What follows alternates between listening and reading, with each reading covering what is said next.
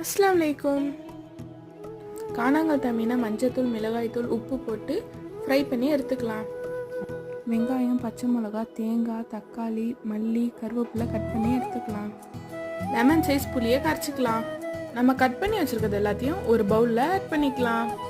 1/2 teaspoon மஞ்சள் தூள், 1 teaspoon மிளகாய்த்தூள், 2 டீஸ்பூன் குழம்பு மிளகாய்த்தூள், தேவையான அளவுக்கு உப்பு, நம்ம கரைச்சி வச்சுருக்க புளி தண்ணி எல்லாத்தையும் ஆட் பண்ணி நல்லா மிக்ஸ் பண்ணிக்கலாம். ஒரு கடாயில் கொஞ்சமாக எண்ணெய் ஆட் பண்ணி நம்ம மிக்ஸ் பண்ணி வச்சுருக்க வெங்காயத்தை ஆட் பண்ணிக்கலாம்.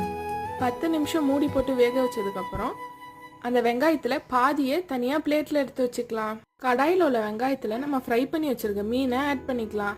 அதுக்கு மேலே நம்ம எடுத்து வச்ச வெங்காயத்தையும் ஆட் பண்ணிக்கலாம். 15 நிமிஷம் அடுப்பை சிம்மில் போட்டு அடுப்பை ஆஃப் பண்ணிக்கலாம். அவ்வளோதான் ஃப்ரெண்ட்ஸ், நம்மளோட பொளிச்ச மீன் ரெடி.